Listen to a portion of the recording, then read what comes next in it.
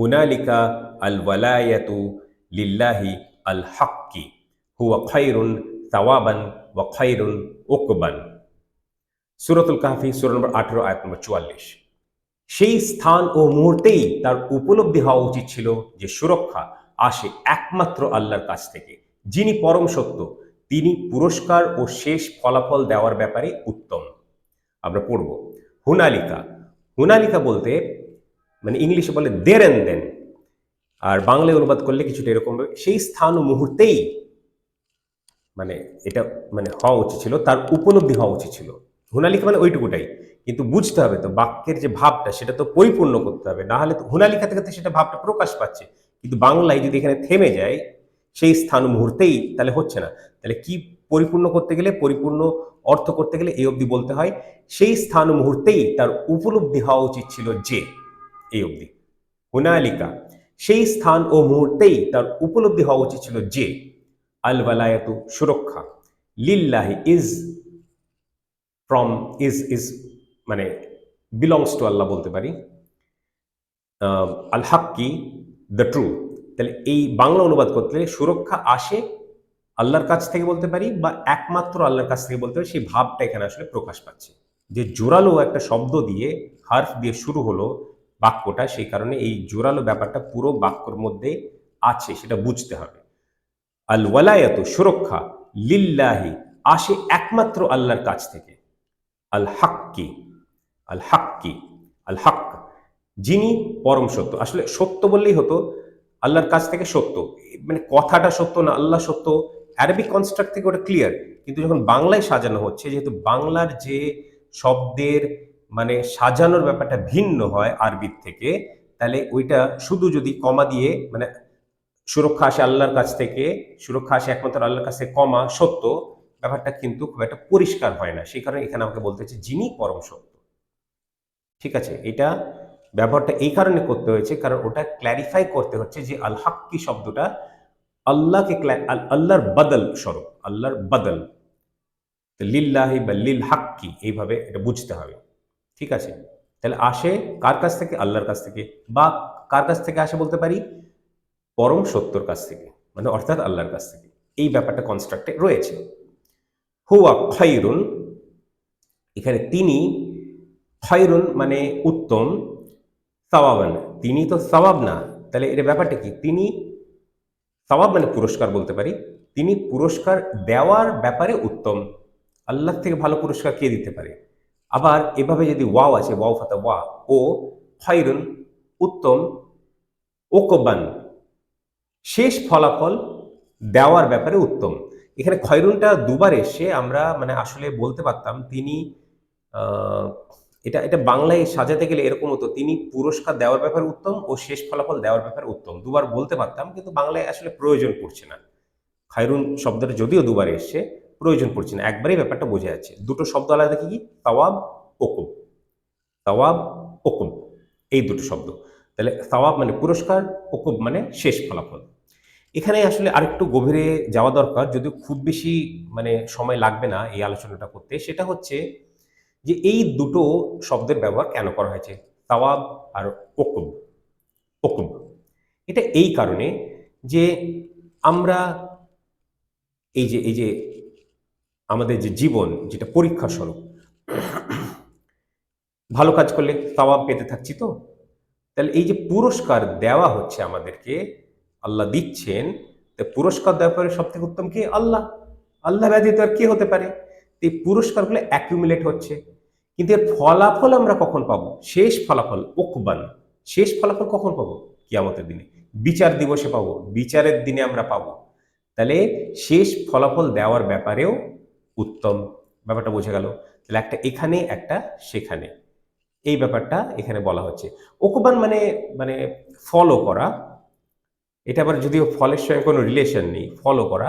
তো ফলো করা মানে কি? টাইম লাইনের দিক দিয়ে পৃথিবী, তারপরে কিয়ামা বা সা, তারপরে কিয়ামা, তারপরে জান্নাহ বা জাহান্নাম। জান্নার ব্যাপারটা বলা হচ্ছে যে পুরস্কার শেষ ফলাফল দেওয়ার ব্যাপারে উত্তম।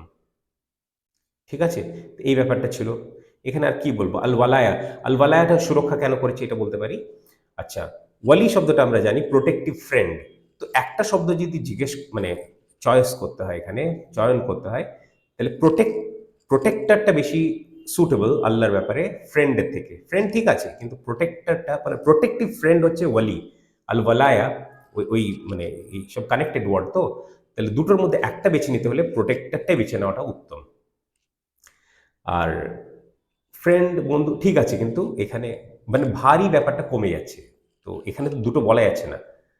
তাহলে সুরক্ষা আল ওয়ালায় কনসেপ্টটা, ওয়ালি তো না, ওয়ালি তো সে লোকটা, আর কনসেপ্টটা সুরক্ষা আসে একমাত্র আল্লাহর কাছে, এটা একটা হলো।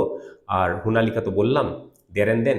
আর আল হাক্কিটা হচ্ছে বাদল, মানে ওই যে লিল্লাহি আছে না, লি থাকার কারণে আল্লাহি হচ্ছে, ওই ওই লি থাকার কারণেই আল হাক্কি হচ্ছে, আল্লাহি আল হাক্কি। এটা মৌসুফ সিফা ভাবা যেতে পারে, কিন্তু এখানে মৌসুফ সিফা না, এটা বাদল। মৌসুফ সিফা বাদলের কনস্ট্রাক্ট একই। ঠিক আছে, তাহলে হুয়া খায়রুন সাওয়াবান। আপনারা বলতে পারেন খায়রুন দুবারের সামনে করে নিতে, করে নিন না, কোনো অসুবিধা নেই। ওটা একটু ভালো, কিন্তু বাংলায় শুনতে একটু অদ্ভুত লাগছে বলে ওটা আমি করিনি। তিনি পুরস্কার দেওয়ার ব্যাপারে উত্তম ও শেষ ফলাফল দেওয়ার ব্যাপারে উত্তম, আমার তাতে কোনো আপত্তি নেই, বরং ভালো, কিন্তু বাংলা ভাষায় শুনতে একটু অদ্ভুত লাগছে। যেমন আরেকটা এক্সাম্পল দিই, বাইনানা বা বাইনাকুম, between us and you all. তো এই between us and between you all আমরা বলি না, তো একই রকমভাবে এখানে বাদ দেওয়া যেতে পারে। আপনার যদি মনে হয় দেওয়া দরকার, খায়রুন দুবারে সে দিন, কোনো অসুবিধা নেই, আমার তাতে কোনো আপত্তি নেই, সেই ব্যাপারটা নিয়ে কোনো আপত্তি নেই, দিন। বাংলাটা শুনতে অদ্ভুত লাগছে, লাগু, অসুবিধা নেই, তাতেও অসুবিধা নেই, কিন্তু এরকমভাবে করলেও মানে ঠিকই আছে, এটা কোনো ভুল কিছু না। তিনি পুরস্কার ও শেষ ফলাফল দেওয়ার ব্যাপারে উত্তম। আবার ভাবি যদি ওই বিচার দিবসেরই যদি কথা ভাবি, তাহলে পুরস্কার দেওয়া, তারপরে শেষ ফলাফল, পুরস্কার দিচ্ছেন উনি, তারপরে শেষ ফলাফলটা কি? জান্নাত, ওটাই তো আমাদের আশা। তাহলে পুরস্কার শেষ ফলাফল, মেনলি পুরস্কার তো অ্যাকুমুলেট হতে থাকে, রিওয়ার্ড অ্যাকুমুলেট হতে থাকে, এই আমাদের যে কর্ম পৃথিবীতে, সেটা অ্যাকুমুলেট হয়ে সেই শেষ ফলাফল আমরা জানতে পারবো বিচারের দিনে, কিয়ামতের দিনে, বিচার দিবসে, বিচারের দিনে। আর তারপরে জান্নাত, যারা পাওয়ার তাদেরকে আল্লাহ সুবহানাহু ওয়া তাআলা জান্নাত দেবেন, শেষ ফলাফল, সেই ব্যাপারটা ফলো। আর মানে আখিরাতটা তো ফলো করছে না, পরে আসছে পৃথিবীর পরে, তো সেই হিসেবে উকবান শব্দটা খুব মানে আইডিয়াল শব্দ যেটা ব্যবহার, আইডিয়াল তো হবেই। আল্লাহ সুবহানাহু ওয়া তাআলা একটা আমাদেরকে আয়াত তুলে ধরেছে, তা আইডিয়াল না হলে কি হবে? আরেকটা কথা বলবো ভাবছি, কিন্তু আর বলবো না, মানে ডিসকাশনটা একটু অন্য হয়ে যাবে। ইয়াকুব আলাইহিস সালাম, ঠিক আছে, ইয়াকুব আলাইহিস সালাম, উনি কে? উনার নামই ইসরাইল আলাইহিস সালাম, আরেকটা নাম ইসরাইল আলাইহিস সালাম। ইসরাইল মানে হিব্রু ভাষায়, আরবি ভাষায় এটাকে বলে আব্দুল্লাহ, আল্লাহর দাস। ইসর ইল, ইল মানে আল্লাহ, ইসর মানে স্লেভ অফ আল্লাহ। তো যাই হোক, উনার নাম ইয়াকুব কেন হয়েছিল? উনি ইসহাক আলাইহিসসালামের ছেলে, আর ইসহাক আলাইহিসসালাম ইব্রাহিম আলাইহিসসালামের ছেলে। ইসহাক আলাইহিসসালাম ছোট ছেলে, ইব্রাহিম আলাইহিসসালামের বড় ছেলে ইসমাইল আলাইহিসসালাম। ইয়াকুব কেন? কারণ ঈসাও উনার বড় ভাই, যমজ, কিন্তু আগে মানে জন্ম হয়েছে বলে বড়, সেই অর্থে। তো তার পরে এসেছিলেন ইয়াকুব আলাইহিসসালাম, সেই কারণে ওই নামটা, উনার নামটা ইয়াকুব আলাইহিসসালাম, এই কারণে। তো পরে, তাহলে পৃথিবী আগে, তারপরে কিয়ামত পরে, সেদিক দিয়ে। আর কিয়ামতের দিনে বিচারও যদি ধরি, তাহলে সে পুরস্কারের ব্যাপারটা আগে, তাহলে শেষ ফলাফল যেটার ভিত্তিতে জান্নাত পাওয়ার ব্যাপারটা হবে, সেটা তারপরে। এই ব্যাপারটা খুব উপযুক্ত শব্দ। তো যাই হোক, আর বেশি টেনে লম্বা করার দরকার নেই, আমরা সব কিছুই কভার করেছি যেগুলো আমরা কভার করতে চাইছিলাম। মৌসুফ সিফা বাদল এগুলো খুব বেশি গ্রামাটিক্যাল, মানে যদি আপনাদের জানার ইচ্ছেতে কমেন্ট করবেন, আমি তখন বলবো। এমনিতে বলেছি, পুরো বুঝিয়েছি, কিন্তু হয়তো বোঝাতে অত সহজ হবে না। ওয়া হুয়া খায়রুন সাওয়াবান ওয়া হুয়া খায়রুন ওকবান। ঠিক আছে, পড়ে ফেলি। হুনা মানে এবার তাজবিদ নয়, গ্রামাটিক্যাল রুলে, তাজবিদ রুলে প্রথমে আমরা পড়ি। হুনালিকা আল ওয়ালায়াতু লিল্লাহি আল হাক্কি হুয়া খায়রুন সাওয়াবান ওয়া হুয়া খায়রুন ওকবান। সেই স্থান ও মুহূর্তেই তার উপলব্ধি হওয়া উচিত ছিল যে সুরক্ষা আসে একমাত্র আল্লাহর কাছ থেকে, যিনি পরম সত্য, তিনি পুরস্কার ও শেষ ফলাফল দেওয়ার ব্যাপারে উত্তম।